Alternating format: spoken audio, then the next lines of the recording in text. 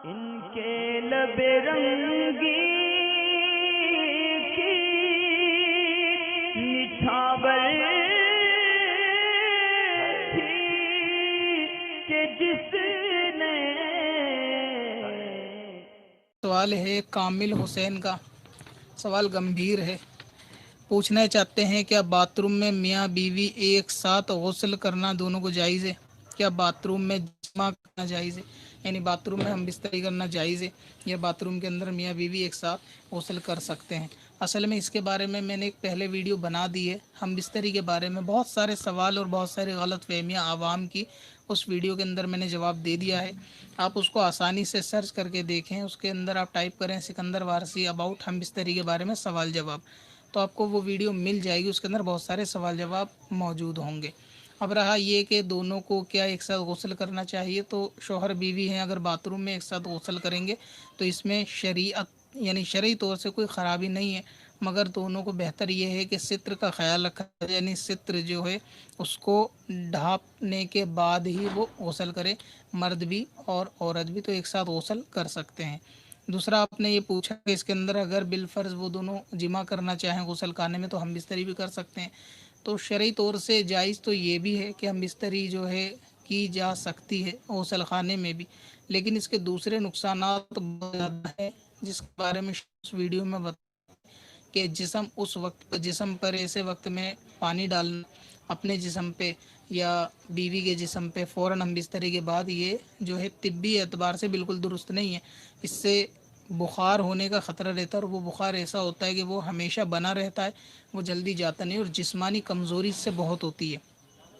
اسی طریقے سے ہم بستری کے فوراً بعد جو ہے استنجا کرنا مرد عورت کو، خاص طور سے مرد کو، یعنی فوراً پرائیویٹ پارٹ پر جو ہے وہ پانی ڈال لینا، یہ بھی اس کے لیے خطرہ ہوتا ہے، اس کی صحت کے لیے مضر ہے. تو ایسی صورت میں فوراً ہم بستری کے بعد بھی استنجا نہیں کرنا چاہیے، کیونکہ ایسی صورت میں پانی ڈالنے سے نسوں کے خراب ہو جانے کا بھی خطرہ رہتا ہے اور دوسری بیماریاں اور اس سے بھی کمزوری اور کپکپاہٹ جس کو بولتے ہیں پیروں میں کھڑے ہوتے وقت، وہ پیدا ہو جاتی ہے. اور اس کے علاوہ جو ہے بخار کا بھی خطرہ اس میں بنا رہتا ہے.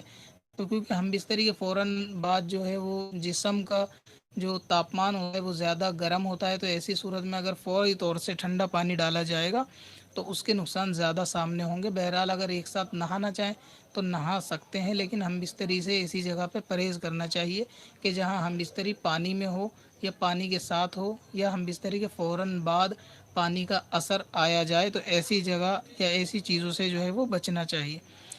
تو باقی سوال کے لیے آپ وہ ویڈیو دیکھ لیجئے ہم بستری کے بارے میں سوال جواب، بہت ساری تفصیلات اس کے اندر جو ہے وہ موجود ہے. ایک غلط فہمی شاید یہ رہتی ہو لوگوں کو کہ ہم بستری کرتے وقت یعنی غسل خانے میں ایسی صورت میں اگر کریں گے تو شاید پاک نہیں ہوتے، تو یہ سب غلط خیال ہے. پاک ہونا چاہیں تو پاک غسل کریں گے، غسل کے تقاضے جو پورے کریں گے تو انشاءاللہ وہ پاک ہو جائیں گے. مگر اس کے اندر ایک اہم مسئلہ یہ ہے جو شاید پیش آ سکتا ہے کہ اگر غسل خانے میں ہم بستری کری جائے گی اور فوراً بعد جو ہے غسل کر لیا جائے اور اس کے بعد بھی اگر جسم سے منی کے قطرات نکلیں گے تو پھر سے غسل کرنا ہوگا، کیونکہ یہ اسی پہلی شہوت کے ساتھ نکلی ہوئی منی کے جو ہے وہ جز ہوں گے، تو ایسی صورت میں پھر سے غسل کرنا ہوگا. تو اسی لیے ہم بستری کے فوراً بعد غسل کرنا نہیں چاہیے، بلکہ تھوڑا رک کے کم سے کم 5-10-7 منٹ رکنے کے بعد غسل کی استنجا کرنا چاہیے، تاکہ جو قطرات ہیں وہ منی کے پوری طرح خارج ہو جائیں اور آدمی کو پوری مکمل طہارت حاصل ہو سکے. جبکہ غسل خانے میں غسل کرنے سے ایسا نہیں ہوگا، فوری طور سے غسل کر لیا جائے گا ہاتھوں ہاتھ، اور ہو سکتا ہے اس کے 2-4 منٹ چلنے پھرنے سے قطرات جو ہیں وہ نکل جائیں، تو اس کے بعد پھر دوبارہ غسل کا مسئلہ بن سکتا ہے. تو اسی لیے اس چیز سے تھوڑا پرہیز کریں کہ غسل خانے میں ہم بستری پانی کے اندر نہ کی جائے. پتھر میں اصل